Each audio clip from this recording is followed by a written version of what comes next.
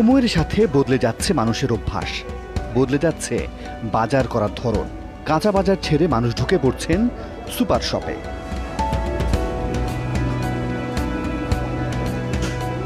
মিজানুর রহমান ও মাহমুদুর রহমান দুই ভাই, থাকেন মিরপুরে। পেশায় দুজন চাকরিজীবী। সংসারের প্রয়োজনে তারা দুই ভাই এসেছেন মিরপুরের এই সুপার শপে। কাঁচা বাজার ছেড়ে সুপার শপে কেন? এক ছাদের নিচে সবকিছু পাওয়া যায়, তো বিভিন্ন জায়গায় দৌড়াদৌড়ি করতে হয় না, কাদা বালু এসব ঝামেলা নাই, এসির মধ্যে আরামে করে যাই, এই জন্যই করি। ঝক্কি ঝামেলা কম, তাই দাম একটু বেশি হলেও সমস্যা মনে করেন না তারা। দামগুলো আমার কাছে রিজনেবল মনে হয়েছে। এখন আপনি যদি কোয়ালিটিভ জিনিস দেন তাহলে তো দামের একটু ডিফারেন্স হবে। পণ্যের মান আর সঠিক ওজনের বিশ্বাসে মানুষ এখানে ছুটে আসে। কিন্তু এরই মধ্যে এসব সুপার শপের পণ্যের মান নিয়ে প্রশ্ন উঠেছে। কিছু কিছু সুপার শপ আপনার মানসম্মত পণ্য রাখে না, অনেক সময় পচা বাসি পণ্য আর কি এরা বিক্রি করে। এটা অত্যন্ত দুঃখজনক। ভোক্তা সংরক্ষণ অধিকারের সভাপতির এমন কথার সত্যতা পাওয়া গেল এই কাঁচা বাজারে এসে। ভোক্তাদের মুখেও শোনা গেল সেই একই সুর। ওই তুলনাভাবে অত ভালো মাছ ওরা রাখে না, অনেক দিন থেকে ফ্রিজে রাখে, তো অনেক সময় নিলে খাওয়া যায় না। তো এখানে আমি মাছটা তাজা পাচ্ছি, যাকে বলে পুকুর থেকে উঠে আসছে এরকম আর কি। আর ওনারা তো ফ্রিজ আপ করে রাখে, ওইটার টেস্ট আর এটার টেস্ট অনেক রাত দিন ডিফারেন্স। ফ্রিজে রাখা মাছ মাংস কতটা স্বাস্থ্যসম্মত সেটাও স্পষ্ট হলো এই পুষ্টিবিদের কথায়। সেখানে যে ধরনের রোগ জীবাণু জন্মে তাতে খুব সহজেই ডায়রিয়া, ডিসেন্ট্রি, পেটের নানান ধরনের সমস্যা এগুলো খুব তাড়াতাড়ি ঘটতে পারে এবং আক্রান্ত হয় মানুষ। বাজার করার সিদ্ধান্তটা একান্তই আপনার নিজস্ব বিষয়, আপনার টাকা, আপনার ইচ্ছা। কিন্তু আপনি নিশ্চয়ই টাকা দিয়ে পুষ্টিকর খাবারের বদলে রোগবালাই কিনে বাসায় খেতে চাইবেন না।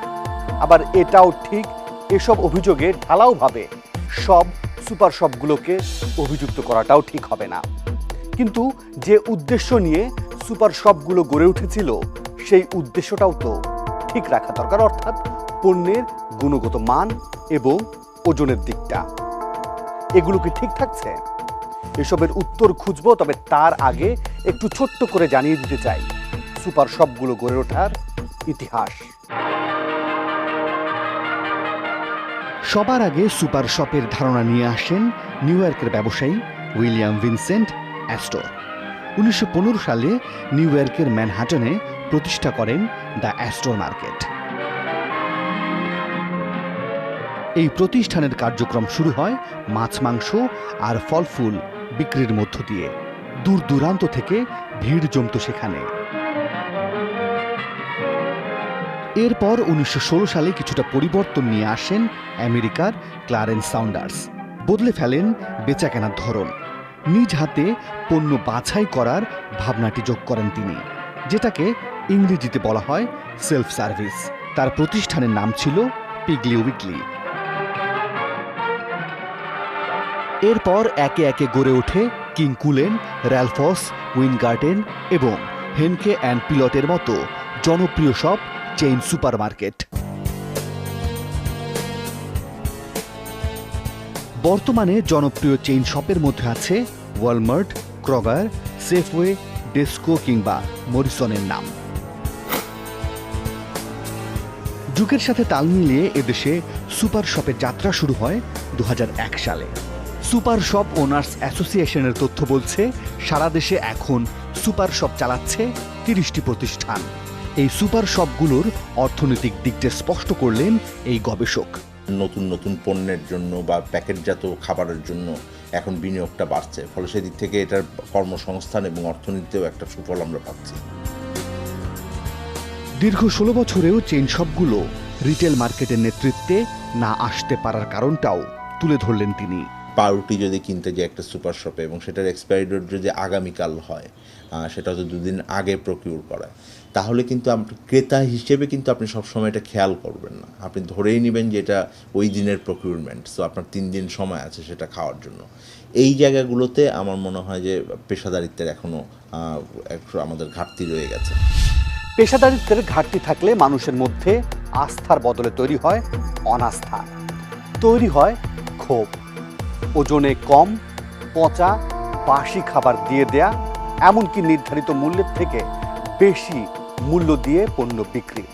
এমন হাজারো অভিযোগ জমা হচ্ছে ভোক্তা অধিকার সংরক্ষণ নিয়ে কর্মরত সংগঠন ক্যাবে। আবার কেউ কেউ ক্ষোভের চরম পর্যায়ে গিয়ে ওজনের কারচুপির বিষয়টি নিজেই ভিডিও করে ছড়িয়ে দিচ্ছেন সামাজিক যোগাযোগ মাধ্যম ফেসবুকে। দৃশ্যটা একটু মনোযোগ দিয়ে দেখা যাক। এখানে এই যে 2 কেজির আলু 1 কেজি 910 গ্রাম। পণ্যের ওজন সম্পর্কে সন্দেহ তৈরি হয় রাজধানী উত্তরার বাসিন্দা জেহানের। সন্দেহ থেকে শুরু হয় মাপযোগ, তারপর বেরিয়ে আসে ওজনে কম বেশির বিষয়টি। 5 কেজির পেঁয়াজের প্যাকেট, এখানে মিনা বাজার আমার কাছ থেকে 3 কেজি পেঁয়াজের দাম বেশি রাখছে। প্রতিবাদী জেহান মাহমুদের মুখোমুখি টিম 360 ডিগ্রি। এইভাবে আমার কাছ থেকে যদি 15-20 টাকার এটা ফ্রড হয়, এরকম 10 জন মানুষের কাছে কিন্তু ফ্রড হতে থাকলে অনেক বড় টাকার ব্যাপার। এভাবে হিসেব করলে তো প্রতিদিন একটা বড় অঙ্কের টাকা জমা হচ্ছে সুপার শপের কাউন্টারে। ফেসবুকে আপলোড করা ভিডিওতে জেহান যেমন ওজনে কম পেয়েছেন, তেমনি ক্ষেত্রবিশেষে নির্দিষ্ট ওজনের থেকে বেশিও দেখিয়েছেন। এখানে 10 গ্রাম বেশি পাচ্ছি মিনা বাজারের কাছে, 10 গ্রাম আমার বেশি দরকার ছিল না। ওজনের এমন তারতম্য কেন? এই প্রশ্ন নিয়ে টিম 360 ডিগ্রি হাজির মিনা বাজারের প্রধান কার্যালয়ে। আমাদের পুরো বাংলাদেশে বিভিন্ন যে আউটলেট মিনা বাজারে ছড়িয়ে আছে, সবার জন্য একটা সেন্ট্রালাইজ জায়গায় কিন্তু এই প্যাকেজিংগুলো হচ্ছে। এত প্যাকেজিংয়ের মাঝখানে একটা ট্যাগে 2 কেজি থেকে 5 কেজির যে তারতম্যটা ছিল, সেটা কিন্তু একটা ন্যাচারাল হিউম্যান এরর হিসেবে লক্ষ্য করা যায় বা দেখা যায়। এটা মিনা বাজারের ওয়্যার হাউস, যেখানে পণ্য মেপে ট্যাগ লাগানো হয়। এবার কর্মচারীদের কাছ থেকে জানতে চাওয়া হলো ওজন কম বেশি হবার কারণটা কি। হইতে পারে, কেন অনেক স্টাফ থাকে, অনেক আইটেম থাকে, তখন তো একটু ভুল হইতেই পারে। দু একটি ভুল না হয় মেনে নেওয়া যায়, কিন্তু প্রতিটি প্যাকেটে কি ভুল করে ভুল হচ্ছে, নাকি ভুলটা ইচ্ছাকৃত? আমাদের যে প্যাকেটেড আলু এবং পেঁয়াজ আছে, সেখানে কিছু ওজনের তারতম্য হতে পারে, বিকজ পেরিশেবল আইটেম কিন্তু সবসময় একটা ময়েশ্চারের কারণে একটা ড্রায়েজের ব্যাপার কিন্তু থাকে। এসব ঘটনায় আইন শৃঙ্খলা রক্ষাকারী বাহিনীর নজরদারিকেই গুরুত্ব দিলেন ক্যাবের সভাপতি। তাহলে আইন প্রয়োগকারী সংস্থা অবশ্যই ভোক্তার স্বার্থ সংরক্ষণের লক্ষ্যে তাদের বিরুদ্ধে আইনানুগ ব্যবস্থা নেবে। দিনের পর দিন এমন পরামর্শ মিলছে, নানান জায়গা থেকে মিলছে ব্যবস্থা নেবার আশ্বাস। কিন্তু প্রশ্ন হলো, বাস্তবে কতটা ব্যবস্থা নেওয়া যায়? কারণ অভিযান চললেই তো হয়রানির অভিযোগ তোলেন সুপার শপের মালিকরা। প্রতিবাদে বন্ধ রাখা হয় সবগুলো। তাহলে এর সমাধানটা কোথায়? ফিরছি একটা বিরতির পর।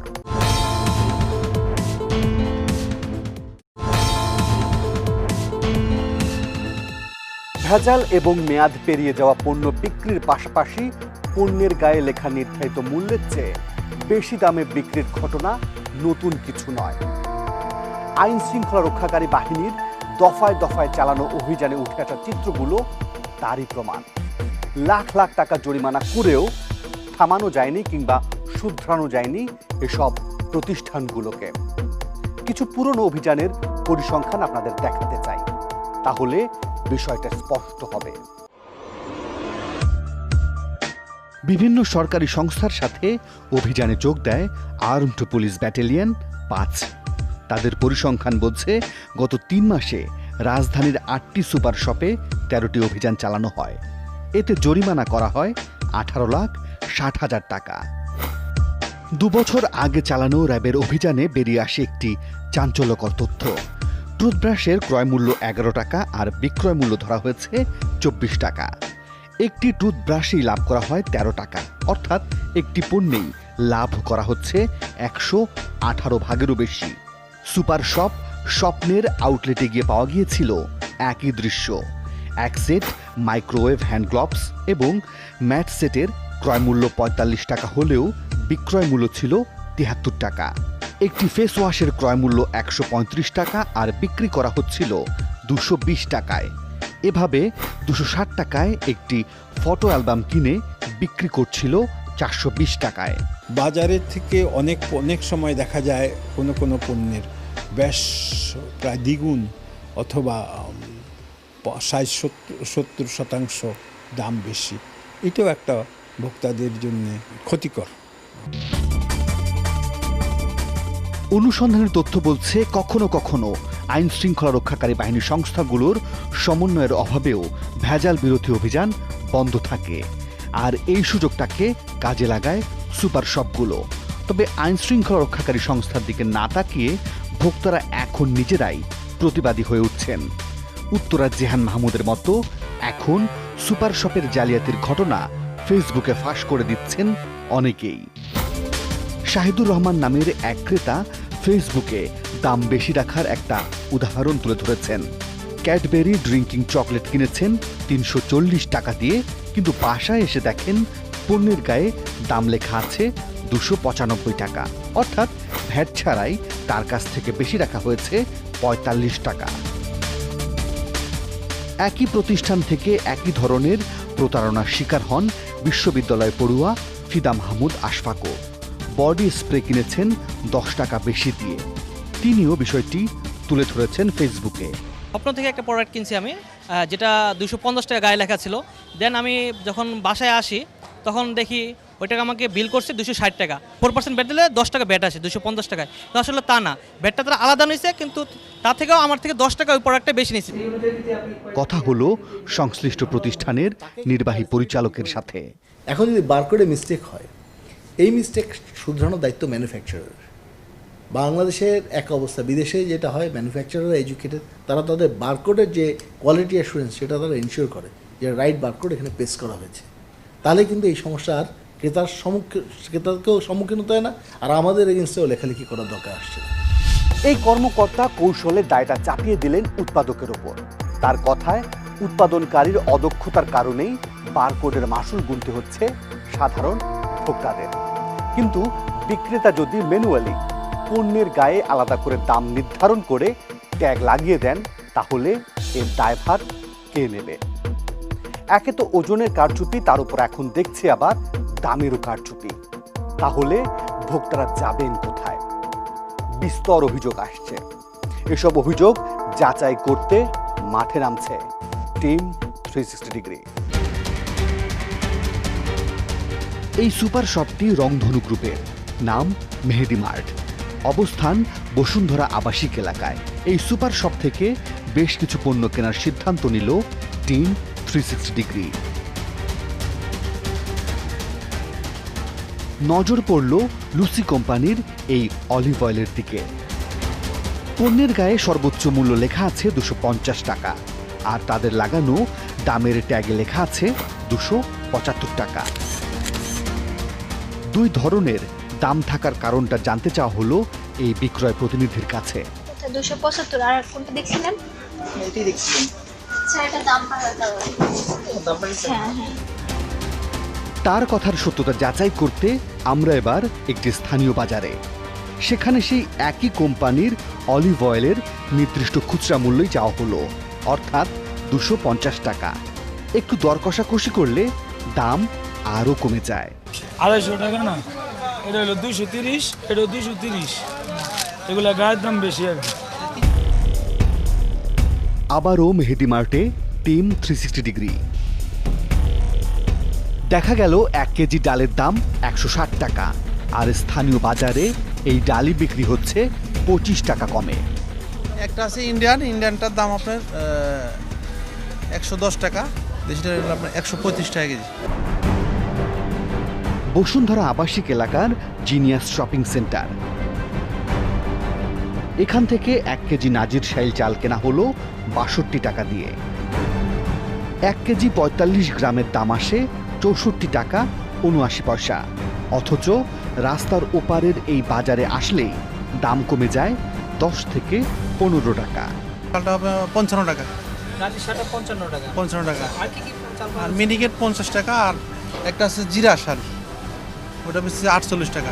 নির্ধারিত মূল্যের চেয়ে বেশি মূল্যে কোনো পণ্য, ওষুধ কিংবা সেবা বিক্রি করলে অথবা বিক্রয়ের প্রস্তাব দেয়া হলে বিক্রেতাকে কমপক্ষে 1 বছরের জেল অথবা 50,000 টাকা জরিমানা করা হবে। এমন আইন থাকার পরও যখন সুপার শপ ওনার্স অ্যাসোসিয়েশনের এই কর্মকর্তার কথা শুনেন, তাহলে আর কিছুই বলার থাকে না। সুপারমার্কেটের বিষয়টা ওপেন, আপনাকে কেউ কিন্তু কেনার জন্য ইম্পোজ করে না অথবা বাধ্য করে না। প্রোডাক্টের গায়ের দাম লেখা থাকে, আপনি ইচ্ছা হলে কিনবেন, ইচ্ছা না হলে কিনবেন না। আপনি যদি মনে করেন যে এই প্রোডাক্টের দাম বেশি, বাইরের থেকে কিনলে আপনি ঠকতেছেন, তাহলে আপনি কেন ইচ্ছা করে ঠকেন? সত্যি তো, সব জেনে শুনে বুঝে কেন আপনি ঠকতে যাবেন? কেউ তো আপনাকে জোর করে সেই পণ্যটি কেনাচ্ছে না। কিন্তু একবারও কেউ কি ভেবে দেখেছেন এই পণ্যটি কিনতে গিয়ে আপনি কতবার ঠকছেন?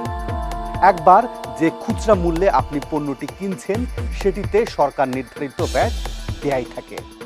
সেই পণ্যটি যখন আপনি সুপার শপ থেকে কিনছেন তখন আপনাকে আবারও ভ্যাট গুনতে হচ্ছে, অর্থাৎ একটি পণ্যের পেছনে আপনাকে 2 বার ভ্যাট দিতে হচ্ছে। এত মার প্যাচে না গিয়ে সোজা কথায় এই পণ্যটি বেশি দাম দিয়ে কিনে নেওয়াই ভালো। ফিরছি আবারও বিরতির পর।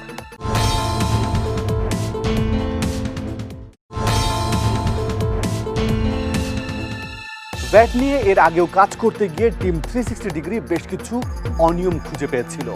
আপনাদের কি মনে আছে শুভঙ্করের ফাঁকি নামে সেই পর্বটির কথা, যে পর্বে আমরা দেখিয়েছিলাম পণ্যের গায়ে কিভাবে ইচ্ছে মতো ভ্যাট বসিয়ে দেয় প্রতিষ্ঠানগুলো, কিন্তু শেষ পর্যন্ত সেই ভ্যাট গিয়ে পৌঁছায় না রাষ্ট্রীয় কোষাগারে। বন্দরনগরী চট্টগ্রাম আগোরার এই সুপার শপে গিয়েছিল টিম 360 ডিগ্রি। সেখান থেকে আমরা কিনেছিলাম চাল, ডাল, চিনি আর তেল। কৃষিপণ্য হওয়ায় এগুলো সব ভ্যাট মুক্ত।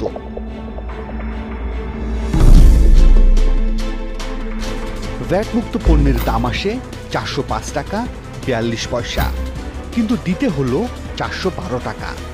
অতিরিক্ত 6 টাকা 68 পয়সাই হলো ভ্যাট। বাড়তি টাকা নেয়ার কারণ ব্যাখ্যা করতে পারলেন না বিক্রয় প্রতিনিধি। আমাদেরকে ক্লিয়ার ইনস্ট্রাকশন দেয় না যে আপনার 2 কেজির কম হলে আপনি ভ্যাট লাগবে না, বা 2 কেজির বেশি হলে আপনার ভ্যাট লাগবে, এই ধরনের কোনো ইনস্ট্রাকশন আমাদের কাছে আসে না। সুপার শপ ছাড়া যে কোনো দোকান থেকে একই মানের পণ্য কিনলেও বেশি দাম দিতে হচ্ছে না। না, আমরা এখানে ভ্যাট রাখি না, সুপার শপে এই সিস্টেম আছে। অর্থাৎ বাইরে থেকে কিনলে ক্রেতাকে বাড়তি ভ্যাটের টাকা গুনতে হয় না। তবে ভ্যাটের এই বিষয়টির জন্য সরকারি নীতিমালাকেই দোষ দিলেন সুপার শপ ওনার্স অ্যাসোসিয়েশনের এই কর্মকর্তা। একই পণ্যের, ইউনিলিভারের একটা পণ্য বা যে কোনো একটা পণ্য, ঠিক আছে, আমার দোকান এখানে 4% অন্য জায়গায় নাই, বা সেটা এরকম হবে কেন? কিন্তু যাই হোক, আমরা এটা নিয়ে যথেষ্ট ধ্যান দরবার করছি, করেও যাচ্ছি, আমরা চেষ্টা করতেছি। আশা করি সরকার যদি সরকারের বোধোদয় হয় তাহলে নিশ্চয়ই এই জায়গাটাতে হবে। এটাও তো ঠিক, একই পণ্য কোন দোকান থেকে কিনলে ভ্যাট দিতে হবে আর কোন দোকান থেকে কিনলে ভ্যাট দিতে হবে না, এটা ঠিক করার দায়িত্ব নীতি নির্ধারকদের। কিন্তু চটকদার বিজ্ঞাপন দিয়ে ক্রেতাদের ঠকানো, এটা কোন নীতির মধ্যে পড়ে? তাহলে এবার দেখুন চটকদার বিজ্ঞাপন আর বাস্তবতার মধ্যে পার্থক্য কত দূর। আমার স্বপ্ন আমি বড় হইয়া ডাক্তার হমু, যাতে আমার মায়ের মতো গ্রামের কোনো মায়ের চিকিৎসার অভাবে অসুখে না ভুগে। এই বছর আল্লাহর ইচ্ছায় আবার পড়ালেখা শুরু করছি। ওই শহর থেকে একটা বড় গাড়ি আসে, হেরা বাবার কাছ থেকে সবজি কিনে নিয়ে যায়। বিজ্ঞাপনে কৃষকের সেই মেয়েটির ডাক্তার হবার স্বপ্ন কিংবা জেলের সেই ছেলেটির বৃত্তি পাবার স্বপ্ন সবই পূরণ হয় স্বপ্নের হাত ধরে। এখন ঢাকা থেকে স্বপ্ন নামে একটা কোম্পানি আইছে, হেরা ঠিক দামে মাছগুলারে শহরে লইয়ে যায়। বাজান রে আমি কথা দিছি, এই বছর বৃত্তি পাইয়া বাজান রে আমি সবার কাছে বড় করবো। এই বিজ্ঞাপনের সূত্র ধরে মাঠে নামে টিম 360 ডিগ্রি। রাত 1:30, রাজধানীর কারওয়ান বাজারে পাইকারিদের ভিড়। ওয়াসা ভবনের সামনে একটি পিকআপ ভ্যানের উপর নজর পড়ল। অন্য খুচরা বিক্রেতাদের মতো এখান থেকেই সবজি সংগ্রহ করছে স্বপ্ন নামের প্রতিষ্ঠানটি। সবগুলো সুপার শপই সবজি সংগ্রহ করে এখান থেকেই। এই যে এটা যাচ্ছে স্বপ্ন সুপার মার্কেটে যাচ্ছে, আগুরায় যায়, এরা আইসা দেখা চয়েস করে নিয়ে যায়।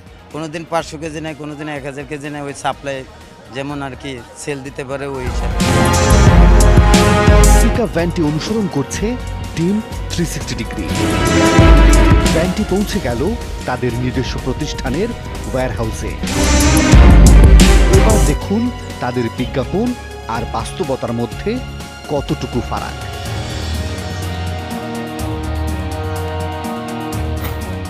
ভোক্তা অধিকার সংরক্ষণ আইন 2009-এর 44 ধারা বলছে, কোনো পণ্য বা সেবা বিক্রয়ের উদ্দেশ্যে অসত্য বা মিথ্যা বিজ্ঞাপনের মাধ্যমে ক্রেতা সাধারণকে প্রতারিত করা হলে কমপক্ষে 1 বছরের জেল অথবা সর্বোচ্চ 2 লাখ টাকা অর্থদণ্ড করা হবে অথবা উভয় দণ্ডে দণ্ডিত করা হবে।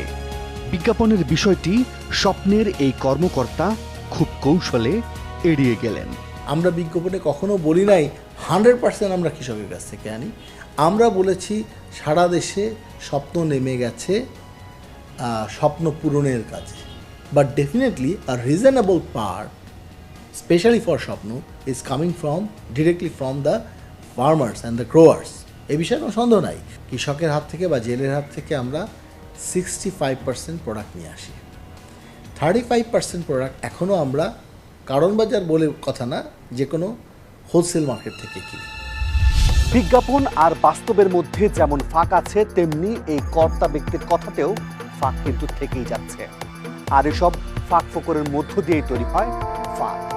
আর এসব ফাঁদে পা দিয়ে সাধারণ মানুষকে গুনতে হয় অতিরিক্ত টাকা।